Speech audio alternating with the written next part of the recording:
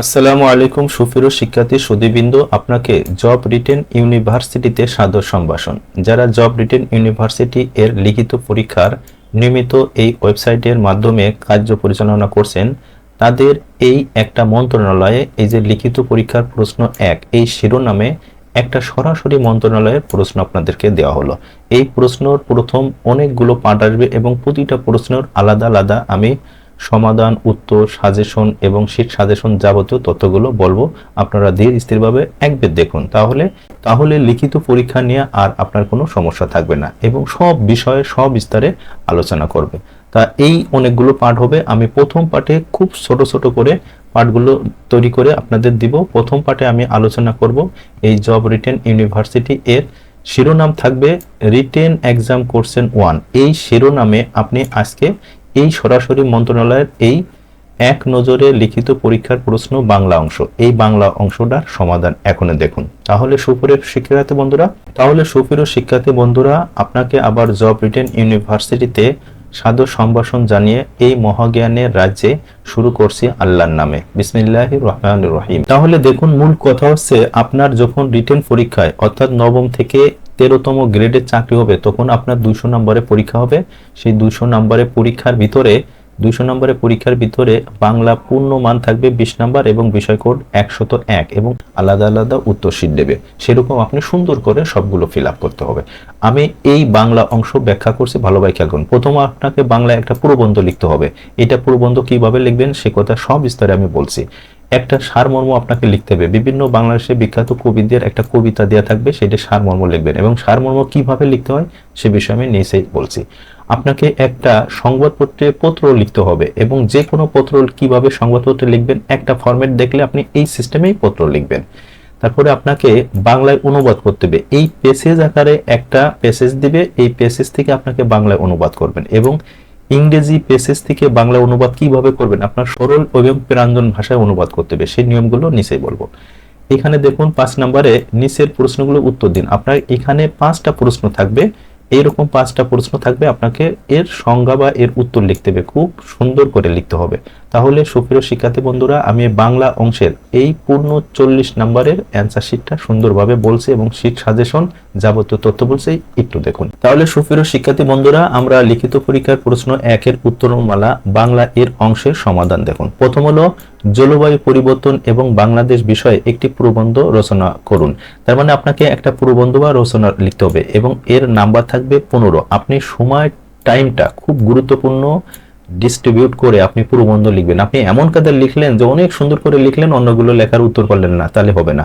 আপনাকে সবগুলো উত্তর করতে হবে। আর প্রবন্ধ লিখতে গেলে খাতার ঠিক মাঝে একটু বড় করে সুন্দর করে একটা শিরোনাম লিখবেন।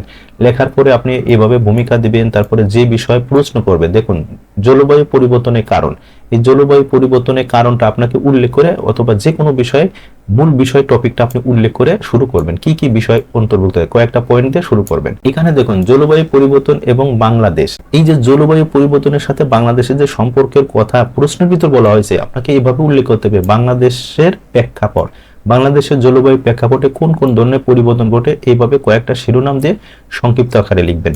আপনি আবার এমন কাদের প্রবন্ধ লিখবেন না যে আপনার অন্য সময়গুলো নষ্ট হয়, সব দিকে আপনার খেয়াল রাখতে হবে এবং এর একটা সমাধান এবং উদ্যোগ সম্পর্কে কয়েকটা তথ্য দিবেন। কিভাবে এই যে সমস্যা সৃষ্টি হয়েছে এর সমাধান কিভাবে, তার মানে প্রতিটা প্রবন্ধে আপনাকে রচনা এরকম বিশ্লেষণভাবে লিখতে হবে এবং শেষে একটা উপসংহার দেবেন, দিয়ে এইটা শেষ করবেন।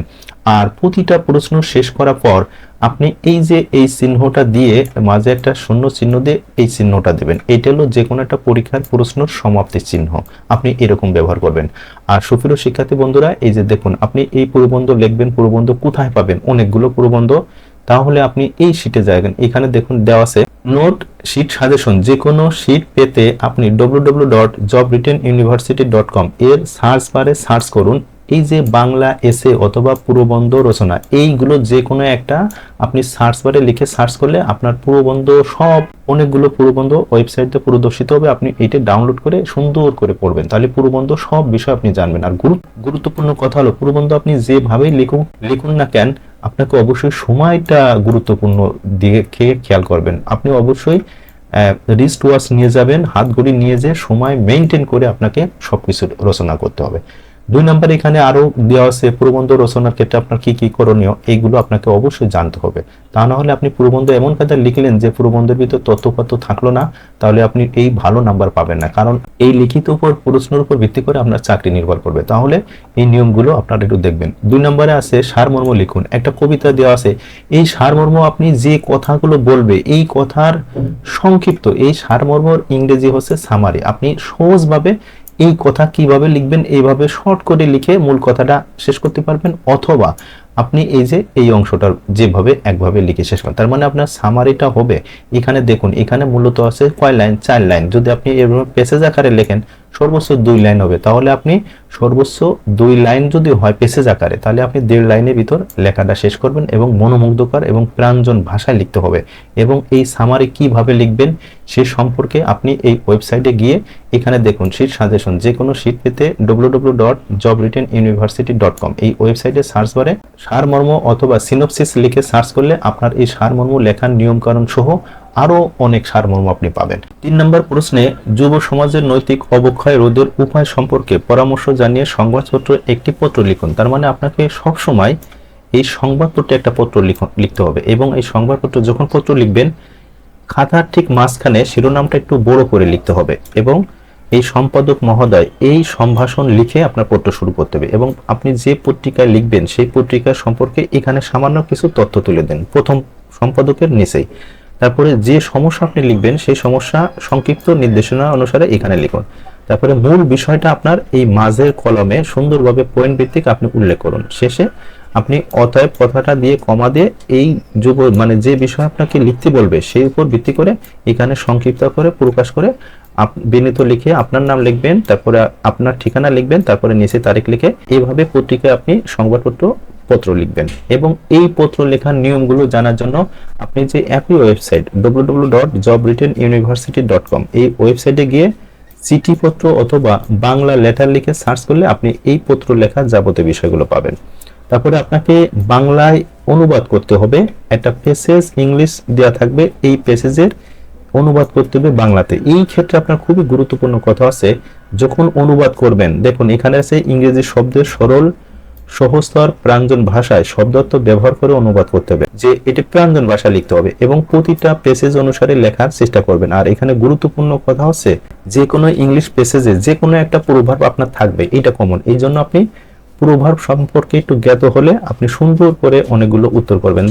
দেখুন এখানে আমি লাইন বাই লাইন এই প্যাসেজ ইংলিশের অনুবাদ করে দিছি। এখানে লেখা আছে দেয়ার ইজ এ প্রভাব। এই দেয়ার ইজ এ প্রভাব এটা হলো একটা ইন্ট্রোডাক্টরি দেয়ার। এই ইন্ট্রোডাক্টরি দেয়ার থাকলে সবসময় কিভাবে অর্থটা ব্যবহার হয় আমি অবশ্যই ইন্ট্রোডাক্টরি দেয়ার সম্পর্কে সবিস্তারে কথা বলবো। এই যে কথাটা, এই যে আয় বুঝে ব্যয় করো, এই কথাগুলো প্রভাব আপনাকে কিছু জানতে হবে, জানলে আপনি সহজভাবে প্রাঞ্জল ভাষায় অনুবাদ করবেন। এবং প্রতিটা লাইন দেওয়া আছে, আপনি এভাবে সহজভাবে এবং প্রাঞ্জল ভাষায় অনুবাদ করবেন।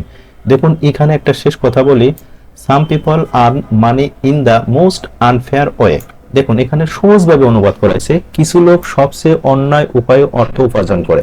এইভাবে আপনাকে প্রাঞ্জল ভাষায় অনুবাদ করার চেষ্টা করতে হবে। আর গুরুত্বপূর্ণ কথা হলো আপনি এই অনুবাদ কিভাবে করবেন এইটা জানার জন্য আপনি এই ওয়েবসাইটে যান www.jobwrittenuniversity.com এই ওয়েবসাইটে গিয়ে সার্চ বারে সার্চ করুন দ্য রুলস অফ ট্রান্সলেট বা অনুবাদের নিয়ম দিলে আপনি অনুবাদের নিয়মের যাবতীয় বিষয় পাবেন। 5 নম্বর প্রশ্নের উত্তরে আপনার 5টা প্রশ্ন দেওয়া থাকবে বাংলা ব্যাকরণের থেকে। আপনাকে সুন্দরভাবে এবং খুব সংক্ষিপ্ত আকারে উত্তর লিখতে হবে।